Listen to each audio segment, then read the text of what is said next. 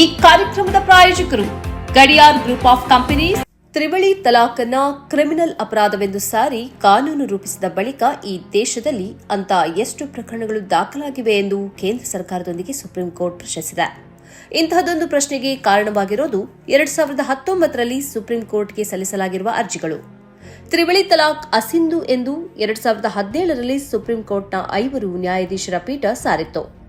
ಸಂವಿಧಾನಕ್ಕೆ ಮತ್ತು ಕುರಾನ್ಗೆ ತ್ರಿವಳಿ ತಲಾಖ್ ಪದ್ಧತಿ ವಿರುದ್ಧವಾಗಿದೆ ಎಂದು ಅದು ತನ್ನ ತೀರ್ಪಿನಲ್ಲಿ ಹೇಳಿತ್ತು. ಇದಾಗಿ 2 ವರ್ಷಗಳ ಬಳಿಕ 2019ರಲ್ಲಿ ಕೇಂದ್ರ ಸರ್ಕಾರ ಹೊಸ ಕಾನೂನು ಜಾರಿ ಮಾಡಿತು. ತಲಾಖ್ ತಲಾಖ್ ತಲಾಖ್ ಎಂದು 3 ಬಾರಿ ಒಂದೇ ಉಸಿರಿಗೆ ಹೇಳುವ ವಿಚ್ಛೇದನ ಕ್ರಮವು ಕ್ರಿಮಿನಲ್ ಅಪರಾಧವಾಗಿದೆ ಮತ್ತು ಹಾಗೆ ವಿಚ್ಛೇದನ ಹೇಳುವ ಪತಿಗೆ 3 ವರ್ಷಗಳ ಕಾಲ ಜೈಲು ಶಿಕ್ಷೆಯನ್ನು ವಿಧಿಸಲಾಗುವುದು ಎಂದು ಆ ಕಾನೂನಿನಲ್ಲಿ ಹೇಳಲಾಗಿತ್ತು. ಈ ಕಾನೂನನ್ನು ಪ್ರಶ್ನಿಸಿ 2019ರಲ್ಲೇ ಸುಪ್ರೀಂ ಕೋರ್ಟ್ಗೆ ಹಲವು ಅರ್ಜಿಗಳನ್ನು ಸಲ್ಲಿಸಲಾಗಿತ್ತು.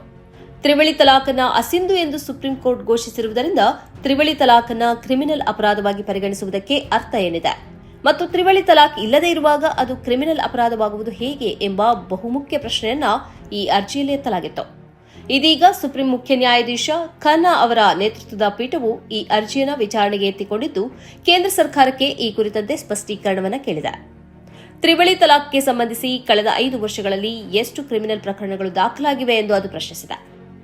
ನಿಜವಾಗಿ ಪತ್ನಿಯನ್ನು ತೊರೆಯುವ ಕ್ರಮವು ಮುಸ್ಲಿಂ ಸಮುದಾಯದಲ್ಲಿ ಮಾತ್ರ ಇರುವುದಲ್ಲ, ಇತರ ಸಮುದಾಯಗಳಲ್ಲೂ ಈ ಕ್ರಮ ಇದೆ.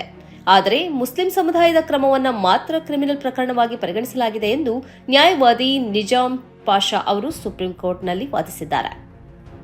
ಹಿಂದೂ ವ್ಯಕ್ತಿಯೋರ್ವ ಪತ್ನಿಯನ್ನು ತೊರೆದರೆ ಅದು ಸಿವಿಲ್ ಅಪರಾಧವಾಗಿ ಗುರುತಿಸುತ್ತದೆಯೇ ಹೊರತು ಕ್ರಿಮಿನಲ್ ಅಪರಾಧವಾಗಿ ಅಲ್ಲ. ಆದರೆ ಮುಸ್ಲಿಂ ಸಮುದಾಯಕ್ಕೆ ಮಾತ್ರ ಕ್ರಿಮಿನಲ್ ಪ್ರಕರಣವನ್ನು ಅನ್ವಯಿಸಲಾಗಿದೆ. ಮುಸ್ಲಿಂ ಪುರುಷರನ್ನ ಕ್ರಿಮಿನಲ್ಗಳಾಗಿ ಜೈಲಿಗೆ ಅಟ್ಟುವ ಷಡ್ಯಂತ್ರದ ಭಾಗ ಇದು ಎಂದು ನ್ಯಾಯವಾದಿ ನಿಜಾಮ್ ಪಾಷಾ ಅವರು ಸುಪ್ರೀಂ ಕೋರ್ಟ್ನಲ್ಲಿ ವಾದಿಸಿದ್ದಾರೆ. ತ್ರಿವಳಿ ತಲಾಖ್ ವಿರುದ್ಧ ಶಾಯಿರಾ ಬಾನು ಎಂಬ ಮಹಿಳೆ ಸುಪ್ರೀಂ ಕೋರ್ಟ್ಗೆ ಅರ್ಜಿ ಸಲ್ಲಿಸಿದ ಬಳಿಕ ತ್ರಿವಳಿ ತಲಾಖ್ನ ರಾಷ್ಟ್ರಮಟ್ಟದ ಚರ್ಚೆಯನ್ನಾಗಿ ಬಿಜೆಪಿ ಮಾರ್ಪಡಿಸಿತ್ತು. ಬಿಜೆಪಿಯ ರಾಷ್ಟ್ರೀಯ ವಕ್ತಾರೆ ಮತ್ತು ನ್ಯಾಯವಾದಿಯಾಗಿರುವ ನಾಜಿಯಾ ಇಲಾಹಿ ಖಾನ್ ಅವರು ಶಾಹಿರಾ ಬಾನು ಅವರ ಅರ್ಜಿಗೆ ಸಂಬಂಧಿಸಿ ಸುಪ್ರೀಂ ಕೋರ್ಟ್ನಲ್ಲಿ ವಾದಿಸಿದ್ದರು. ಸುಪ್ರೀಂ ಕೋರ್ಟ್ ತೀರ್ಪು ಬಂದ ಬಳಿಕ ಈ ಶಾಹಿರಾ ಬಾನು ಅವರು ಬಿಜೆಪಿಯನ್ನು ಸೇರಿಕೊಂಡಿದ್ದರು. ಈ ಇಡೀ ಪ್ರಕ್ರಿಯೆಯು ಒಂದು ಷಡ್ಯಂತ್ರದ ಭಾಗವಾಗಿರಬಹುದು ಎಂದು ಅನುಮಾನಿಸುವುದಕ್ಕೆ ಈ ಎಲ್ಲ ಬೆಳವಣಿಗೆ ಕಾರಣವಾಗಿತ್ತು. ಮಾತ್ರ ಅಲ್ಲ, ತ್ರಿವಳಿ ತಲಾಖ್ ಮುಸ್ಲಿಂ ಸಮುದಾಯದ ಯಾರೂ ಸಮರ್ಥಿಸಿರಲಿಲ್ಲ. ಆದರೆ ತ್ರಿವಳಿ ತಲಾಖ್ ಸುಪ್ರೀಂ ಕೋರ್ಟ್ ಅಸಿಂಧು ಎಂದು ಹೇಳಿದ ಬಳಿಕ ಅದನ್ನು ಕ್ರಿಮಿನಲ್ ಅಪರಾಧವಾಗಿ ಸಾರುವ ಕಾನೂನನ್ನು ಜಾರಿಗೊಳಿಸುವ ಅಗತ್ಯ ಏನಿದೆ ಅನ್ನುವುದು ಸಮುದಾಯದ ಪ್ರಶ್ನೆಯಾಗಿತ್ತು.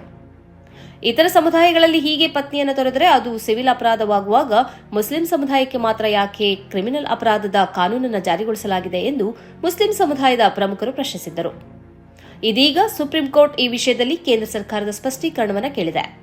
ಮಾತ್ರ ಅಲ್ಲ, ಈ ಅರ್ಜಿಯಲ್ಲಿ ಎಲ್ಲೂ ಕೂಡ ತ್ರಿವಳಿ ತಲಾಖ್ ಸಮರ್ಥಿಸಲಾಗಿಲ್ಲ ಎಂದು ನ್ಯಾಯಮೂರ್ತಿ ಖನ್ನಾ ಅವರು ಹೇಳಿದ್ದಾರೆ. Gadiar Group of Companies, synonymous with excellence and innovation, stands as your dynamic partner for progress. Gadiar Group ensures safety as guardians in firefighting and builds vibrant communities in real estate. Building tomorrow, today.